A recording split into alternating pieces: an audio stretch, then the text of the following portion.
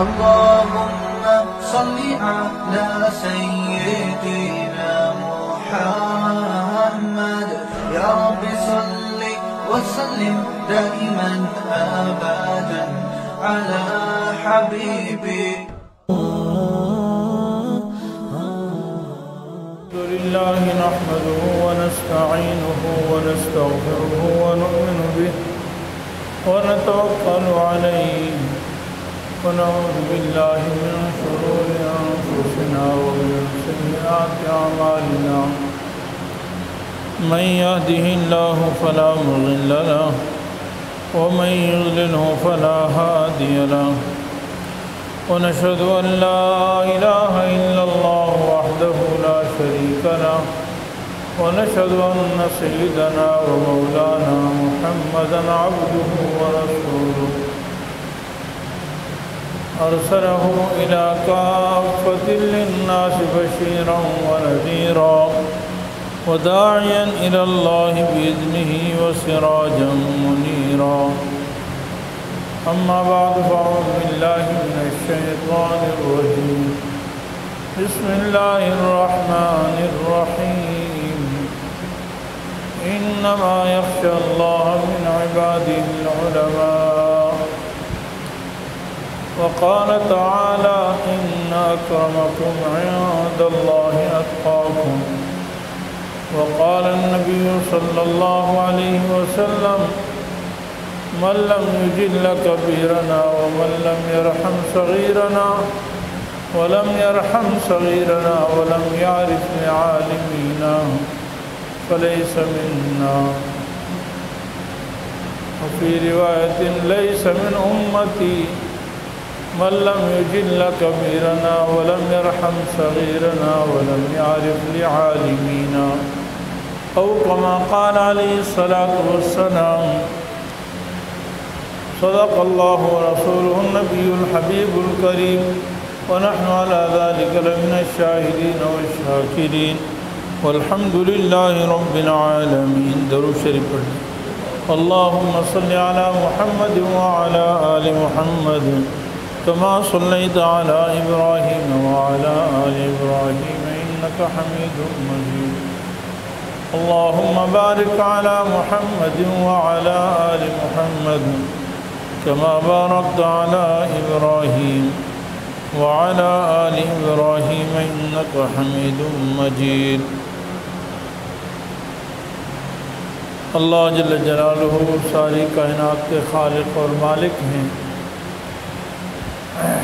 اس نے اکیلے ہی ساری کائنات کو بنایا اور اکیلا ہی ساری کائنات کے نظام کو چلا رہے ہیں.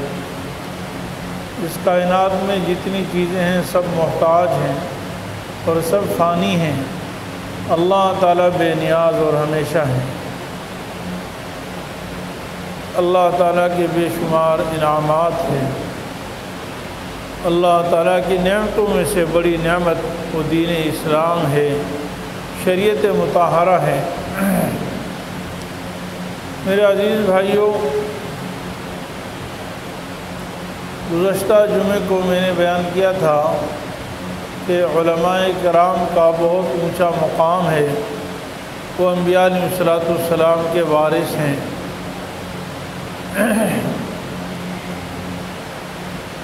قرآن کریم میں اللہ تعالیٰ ارشاد فرماتے ہیں انما یخشی اللہ من عبادہ العلماء. بے شک اللہ تعالیٰ سے ڈرتے ہیں اور خشیت رکھتے ہیں، خوف خدا حقیقت میں علماء رکھتے ہیں. یعنی اللہ تعالیٰ سے ڈر اور خوف حقیقت میں صرف علماء رکھتے ہیں. یہاں پہ تاکید ہے انما کے ساتھ کہ یہ صفت علماء کے ساتھ خاص ہے. اور اللہ تعالیٰ سے ڈرنا، اللہ کا خوف، یہ اللہ تعالیٰ کے سب سے زیادہ مقرب ہونے کا ذریعہ ہے. اللہ تعالیٰ قرب کا ذریعہ ہے. سورہ حجرات میں اللہ تعالیٰ فرماتے ہیں ان اکرمکم عند اللہ اتقاکم. پوری آیت میں اللہ تعالیٰ فرماتے ہیں اے لوگو، ہم نے تمہیں ایک مرد اور عورت سے پیدا کیا ہے اور مختلف قبیلوں میں اور خاندانوں میں تقسیم کیا ہے صرف تعارف کے لیے۔ ان اکرمکم عند اللہ اتقاکم، بے شک تم میں سب سے زیادہ معزز اللہ تعالیٰ کے ہاں، مخلوق کی بات نہیں، اللہ تعالیٰ کے ہاں سب سے زیادہ عزت والا وہ تم میں سب سے زیادہ تقوی والا ہے۔ اور خود قرآن کریم نے بتا دیا کہ سب سے زیادہ خوف اور خشیت اور تقوی وہ علماء کرام کو حاصل ہے۔ تو گویا کہ اس کائنات میں سب سے زیادہ معزز ہستی وہ علماء کرام کی ہے، انبیاء علیہ السلام کے بعد، اور ویسے بھی انبیاء علیہ السلام کے وارث ہیں اور نائب ہیں۔ اللہ کا دین پہنچانے کے لیے، اللہ کے احکام ہم تک پہنچانے کے لیے وہ ذریعہ ہیں۔ ہمیں اللہ آخرت کی بات بتاتے ہیں، جنت کی بات بتاتے ہیں، جہنم سے بچنے کی بات بتاتے ہیں۔ تو گویا کہ انبیاء علیہ السلام کے وہ نمونے ہیں۔ ہمیں علماء کرام کے ساتھ کیا سلوک کرنا چاہیے، کس طرح رہنا چاہیے، علماء کرام کے حقوق کیا ہیں۔ قرآن کریم میں اللہ تعالیٰ نے عام مومنین کے ساتھ محبت کرنے کا حکم دیا ہے۔ لا يتخذ المؤمنون الکافرین اولیاء من دون المؤمنین، یعنی ایمان والوں کو چھوڑ کر دوسرے لوگوں سے دوستی اور محبت نہیں کرنی چاہیے۔ اور جیسے ابھی میں نے بتایا کہ ایمان والوں میں سب سے زیادہ عزت والے وہ علماء کرام ہیں۔ تو جب عام مومن عزت کے یعنی حقدار ہیں اور عام ایمان والوں سے محبت کرنا ضروری ہے، تو پھر علماء کرام سے کس قدر محبت کی جائے گی۔ لازمی بات ہے کہ علماء کا مقام جب سب سے اونچا ہے تو ان سے محبت اور ان کی تعظیم بھی سب سے زیادہ ہو۔ نبی کریم صلی اللہ علیہ وسلم نے ارشاد فرمایا، لیس من امتی من لم یجل کبیرنا ولم یرحم صغیرنا ولم یعرف لعالمینا۔ آپ صلی اللہ علیہ وسلم نے ارشاد فرمایا کہ وہ شخص میری امت میں سے نہیں ہے، وہ شخص میری امت میں سے نہیں جو ہمارے بڑوں کا ادب نہ کرے، بڑوں کی تعظیم نہ کرے اور چھوٹوں پر شفقت نہ کرے۔ اور تیسرا فرمایا، اور ہمارے علماء کی شان، ان کی قدر و قیمت، ان کی عظمت نہ پہچانے۔ علماء کرام فرماتے ہیں اس حدیث کی تشریح میں کہ یہاں پر آپ صلی اللہ علیہ وسلم نے 3 باتوں کا حکم دیا ہے۔ ایک بڑوں کا ادب اور ان کے تعظیم، ان کا احترام، دوسرا چھوٹوں پہ شفقت، ان کے ساتھ حسن سلوک، محبت، اور تیسرا جو حکم دیا ہے وہ علماء کرام کی تعظیم کے لیے یہ نہیں فرمایا کہ ان کی تعظیم کریں، بلکہ علماء کی شان کو نہ پہچانیں۔ ولم یعرف لعالمینا، ہمارے علماء کی شان کی معرفت ہی نہیں رکھتا تو وہ بھی میری امت میں سے نہیں۔ تو علماء فرماتے ہیں کہ اس میں بہت سخت تاکید ہے۔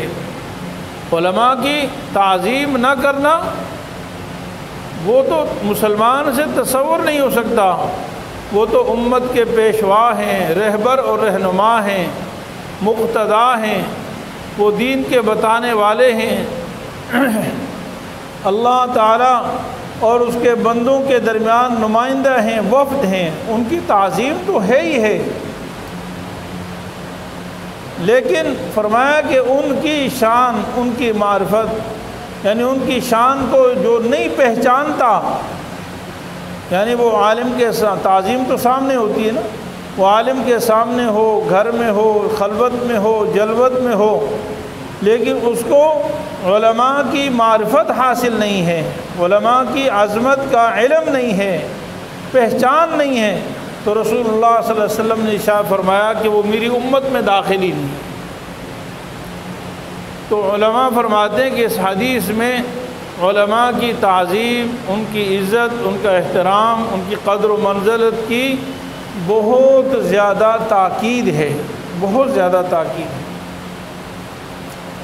حضرت عبداللہ ابن عباس رضی اللہ تعالیٰ عنہ یہ اہل بیت میں سے بھی ہیں، بڑے مفسر ہیں، بہت بڑے مفسر ہیں، اور رسول اللہ صلی اللہ علیہ وسلم کی خصوصی دعا ہے ان کے لیے، رسول اللہ صلی اللہ علیہ وسلم کی خصوصی دعا ہے ان کے لیے کہ اللہ تعالیٰ ابن عباس رضی اللہ عنہ کو کتاب کا علم عطا فرما، کتاب کا علم عطا فرما اور دین کی سمجھ عطا فرما۔ تو جب رسول اللہ صلی اللہ علیہ وسلم نے ان کے لیے علم کی دعا فرمائی تو پھر ان کے علم کی کیا بات ہوگی، بہت بڑے عالم ہیں، لیکن علماء کی ادب، علماء کے احترام، چونکہ عالم ہی عالم کی وقت جانتا ہے، قدر جانتا ہے۔ کہ یہ عالم تھا کہ حضرت زید بن ثابت رضی اللہ تعالیٰ عنہ، یہ بھی صحابی رسول ہیں لیکن اہل بیت میں سے نہیں ہیں، عام صحابہ میں سے ہیں، بڑے قاریوں میں سے ہیں، قرآن کریم کو جمع کرنے والوں میں سے ہیں، جامع قرآن ہیں۔ حضرت زید بن ثابت رضی اللہ تعالیٰ عنہ یہ حضرت عبداللہ ابن عباس رضی اللہ عنہ کے استاد ہیں۔ ایک دفعہ حضرت زید بن ثابت رضی اللہ تعالیٰ عنہ تشریف لائے، گھوڑے پہ سوار تھے، تو انہوں نے ان کی مہار پکڑ لی آگے سے اور کہا کہ میں کچھ دیر آپ کے ساتھ چلتا رہوں گا۔ حضرت زید بن ثابت رضی اللہ عنہ نے فرمایا کہ ارے آپ تو اہل بیت میں سے ہیں، ابن عم رسول اللہ، آپ رسول اللہ صلی اللہ علیہ وسلم کے چچا زاد بھائی ہیں، اہل بیت میں سے ہیں، ہمارے لیے بڑے قابل احترام اور بڑی عزت والے ہیں، تو آپ ایسا نہ کریں، مجھے اچھا نہیں لگتا، میں آپ کی تعظیم کرتا ہوں۔ تو حضرت عبداللہ ابن عباس رضی اللہ عنہ نے فرمایا کہ ہمیں یہی حکم دیا گیا ہے کہ اپنے علماء کے ساتھ اسی طرح تعظیم سے پیش آئیں، کذالک امرنا، ہمیں اسی طرح حکم دیا گیا ہے کہ اپنے علماء کے ساتھ اسی طرح تعظیم سے پیش آئیں، کیونکہ آپ میرے استاد ہیں، آپ عالم ہیں، اس لیے میں یہ آپ کی گھوڑے کی نکیل اور لگام پکڑ کر میں آگے آگے چل رہا ہوں۔ جیسا کہ میں نے کہا کہ حضرت عبداللہ ابن عباس رضی اللہ عنہ بہت بڑے عالم تھے، فرماتے ہیں کہ قرآن کریم کی کوئی آیت، کوئی صورت ایسی نہیں ہے جس کے بارے میں مجھے یہ معلوم نہ ہو کہ یہ کہاں نازل ہوئی، کس موقع پر نازل ہوئی، کس کے بارے میں نازل ہوئی، مجھے سب معلوم ہیں الحمدللہ۔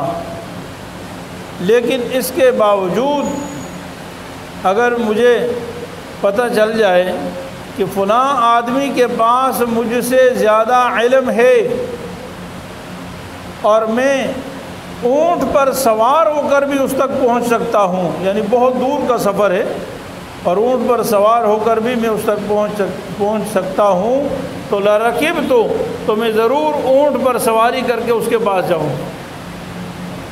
اور بخاری شریف میں حضرت عبداللہ ابن عباس رضی اللہ تعالیٰ عنہ کے علم کی جستجو کے واقعات یہ لکھے ہیں کہ حضرت عبداللہ ابن عباس رضی اللہ تعالیٰ عنہ کئی دفعہ کسی حدیث کے بارے میں بالواسطہ حدیث سن لیتے تھے، یعنی کوئی صحابی نے وہ حدیث بتائی کہ جی مجھے فلانے نے بتائی ہے اور اس نے رسول اللہ صلی اللہ علیہ وسلم سے سنی ہے،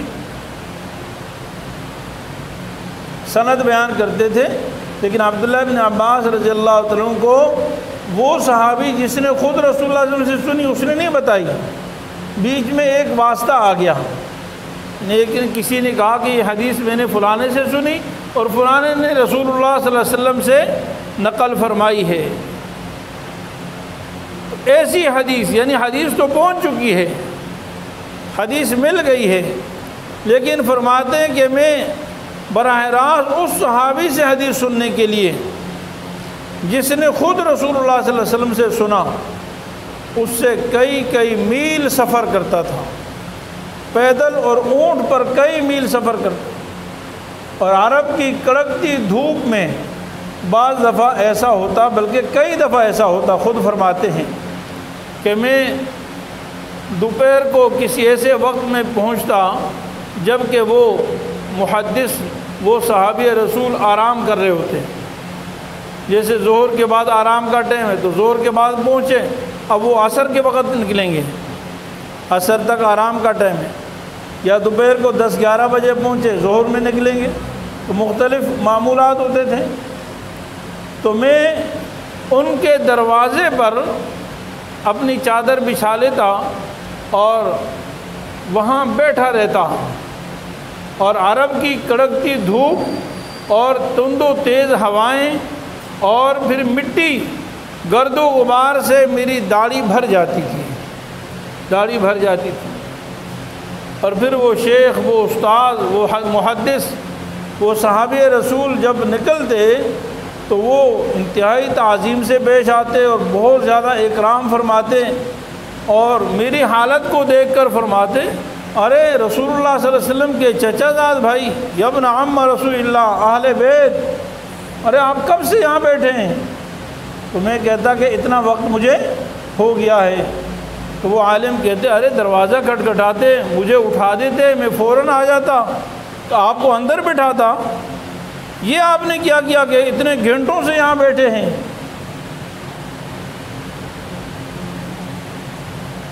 تو حضرت عبداللہ ابن عباس رضی اللہ عنہ فرماتے ہیں کہ یہ ہمارے لیے مناسب نہیں کہ میں عالم کو تکلیف دوں کہ وہ گھر کے اندر سے باہر میرے پاس چل کر آئیں، بلکہ ہمارے لیے ادب کا تقاضا یہ ہے کہ میں ان کے آنے کا خود انتظار کروں، جب وہ نکلیں گے تب میں ان سے علم حاصل کروں گا۔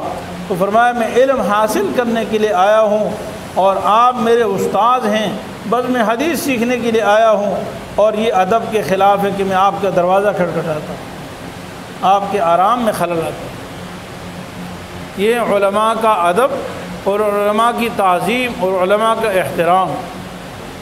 میرے عزیز بھائیوں، دوسری جو اہم بات ہے، بہت سارے لوگ علماء کی تعظیم تو کرتے ہیں لیکن مخصوص علماء کی تعظیم کرتے ہیں یا کسی بڑے عالم کی تعظیم کرتے ہیں۔ ایک بات تو سمجھنی چاہیے کہ دیکھیے علماء میں فرق مراتب ہیں، اور کوئی بھی عالم جتنا بھی بڑا ہو اس سے بھی بڑا کوئی نہ کوئی عالم ہوگا، وفوق کل ذی علم علیم، اس سے زیادہ تقوی والا کوئی عالم ہوگا، علم والا ہوگا، کیونکہ اللہ تعالیٰ فرماتے ہیں ہر علم والے کے اوپر علم والا ہے، ہر علم والے کے اوپر علم والا ہے۔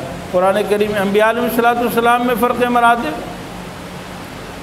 تلک الرسل فضلنا بعضهم على بعض منهم من کلم اللہ ورفع بعضهم درجات، یہ انبیاء علیہ السلام کی جماعت ہے، ہم نے ان میں سے بعض کو بعض پر فضیلت دی ہے، ان میں سے بعض وہ ہیں جن سے اللہ تعالیٰ نے براہ راست کلام فرما کر بڑی شرف عطا فرمایا ہے، بعض کو بعض پر اوپر کیا ہے، مقام انبیاء علیہ السلام کے درمیان فرق مراتب ہیں، ایسی صحابہ کرام کے درمیان بھی فرق مراتب ہیں۔